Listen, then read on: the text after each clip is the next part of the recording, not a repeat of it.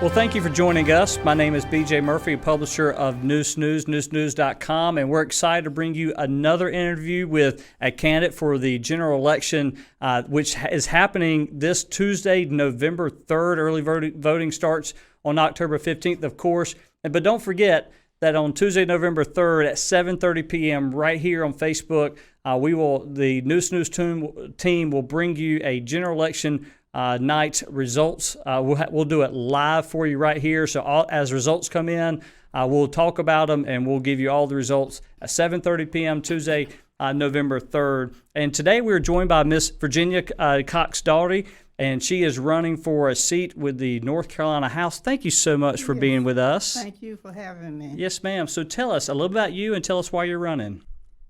I am, of course, native of Craven County, and I have been in Lenoir County just about all of my life, but not all of my career. And I've worked in the community many years and served on different boards and seen a lot of different needs that our community have here in Lenoir County and, surrounding counties. And what prompted me to run is that I thought I could make a difference in this position. There are so many things that connect us to our community members, and I feel that those things that connect us, if we're not in tune or in touch with the community members, then we don't know, some of their needs. We don't know some of their priorities. And being an elected official, I really believe that we should often connect with our community members, whether it's town halls or whether it's going to different organizations that they have and meeting with them. I believe that is what we need to do as an elected official. All right, and let's talk about something we've got 2 or 3 questions about COVID and the pandemic, but it's more of its impact on our communities and society. Let's talk about the reopening of North Carolina schools. Tell us where you sit on that and also how it may impact things like a high school or even college sports. I am on board with, I think our governor is doing a fantastic job. I really do, with a plan in place, and making sure that we follow that plan is our job. And as we often, look at the things that are going on, when I say things that are going on, the number of people that have COVID, then I really believe that if we stick to our plan in North Carolina, that it will be better for us. I think that everyone should be counted in terms of their safety. We know that it's important for our students to be safe. We know that it's important for our children. I've been in education many years, and we know that it's important for them to, of course, be back in school, but not at the risk of themselves and others. And when I say themselves and others, then I'm talking about our teachers and our employees in the school system. We have to make sure that we count that also, or that we are aware of that. Many lives have been taken in North Carolina. It has given us an opportunity to, as I said, follow the governor's plan and get to know ourselves better. Well, in thinking about education, and especially with kids being at home, tell us where you stand about the ability to provide reliable broadband internet in rural areas of our state. We're definitely not ready, I don't believe, and it's going to take us a while, to continually get ready. But I believe that you mentioned the budget a while back, or you may not have mentioned the budget, but I'm going to talk about the budget a little bit because with returning to school, I believe that we can afford to have more access to broadband. Mm-hmm. I have worked in the rural schools, not just in this county, but in other areas. In fact, my dissertation was considered about rural access to technology for our young people that were in school. at one point in time, they were not even aware, or no one in the rural areas had computers in their homes. And so I think that, as I said, as we look at the budget, there's so many things that we need to do in our schools to make sure that they are prepared, and having an A plan or B plan, we're still going to need that technology. And let's talk a little bit more about the budget. Last year, the state did not pass a budget, and now COVID is happening. What are some adjustments you think should happen with the state budget given the COVID's impact?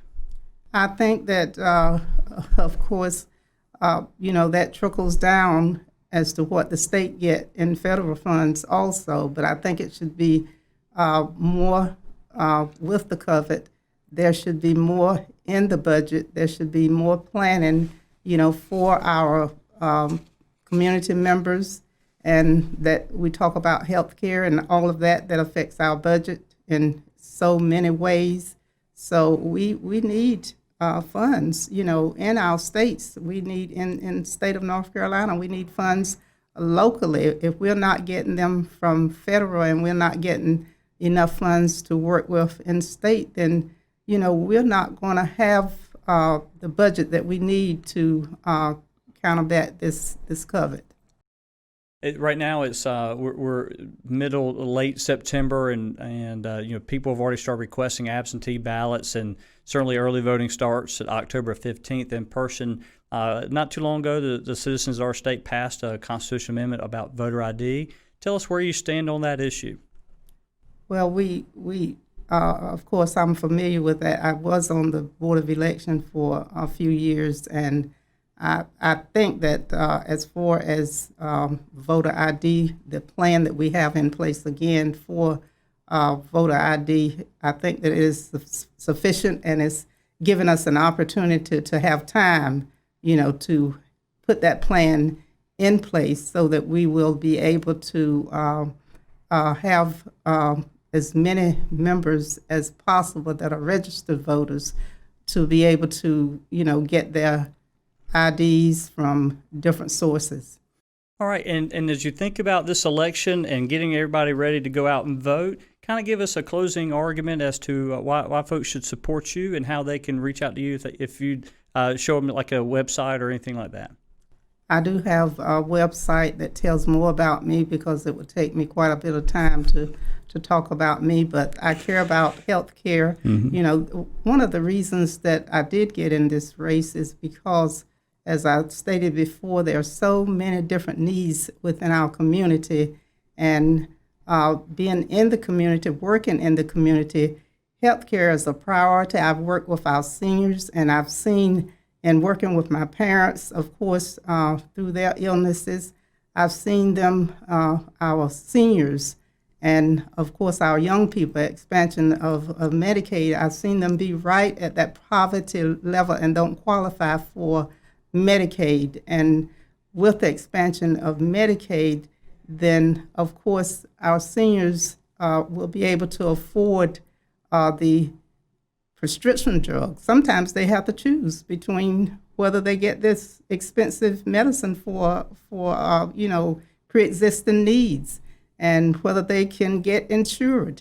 So healthcare is one of the issues that I'm, of course, very, very cognizant of, and that if bills are in place and, we have those things in place for our health care, then I believe that this will benefit everyone in our different communities.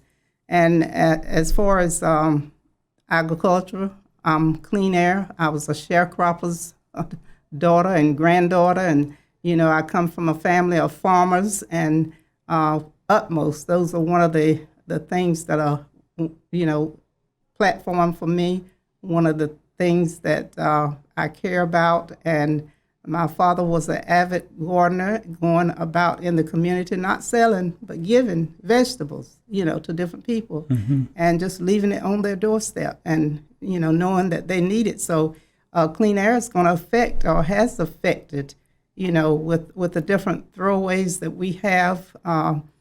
And I see it all the time where our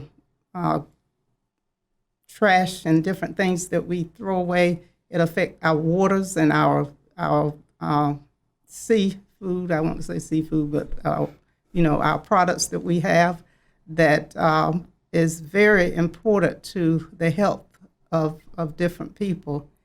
Of course, education, I mentioned that is a priority, working in the school system so many years. And then as I look at the different other things that are needed, and I go about in the community, our environment is, of course, clean air. I mentioned that a few minutes ago. It helps all of us, and as we go about wearing our mask and different things that we have from companies that affect our clean air. Mm-hmm. Well, thank you so much, Ms. Daugherty, for joining us today, and certainly want to make sure that everybody remembers to go vote. The early voting starts on October the 15th, and make sure you join the entire Neuse team on Tuesday, November 3rd at 7:30 p.m. right here on Facebook Live, and we will give you a general election results show that evening. Want to say a special thanks to all our sponsors for making that happen. And also, if you haven't already, subscribe to our free daily emails, Neuse newsletter. It comes in your inbox every morning at 7 a.m. Just go to ncga.com and click on subscribe there. It's all the day's top headlines.